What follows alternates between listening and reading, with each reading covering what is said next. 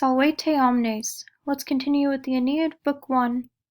Instant ardentes tirii parstucere muros, moliri quarcem et manibus subvoluere saxa, parsatare locum tecto et concludere sulco, iura magistratusque legunt sanctumque senatum. The burning Tyrians press on. A part leads forth the walls, and builds the citadel, and rolls up the rocks with their hands. A part selects a place for a building, and they surround it with a trench.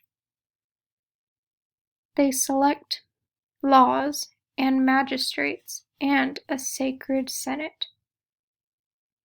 So this passage is talking about the Tyrii building the city of Carthage and turning it into an established and well-founded city. Burning ardentes could also mean eager, so the eager Tyrians press on. Now Tyrii, who are the Tyrii? The Tyrians.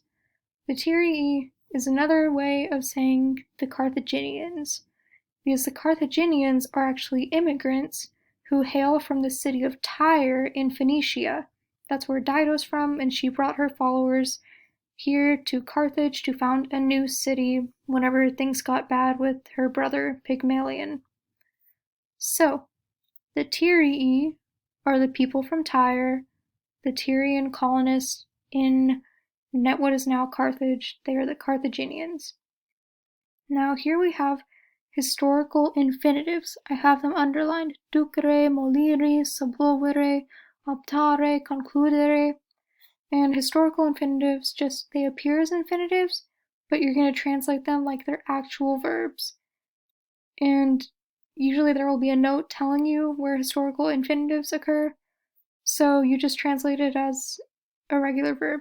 A part leads forth the walls and builds the citadel. They roll the rocks with their hands, just like that. Again, this is all just talking about founding Carthage and establishing the city from its roots. And they select laws and magistrates and a sacred senate. So they're not just building the city, they're even forming their government and their customs for the government down here. But just remember that Queen Dido is still overseeing everything.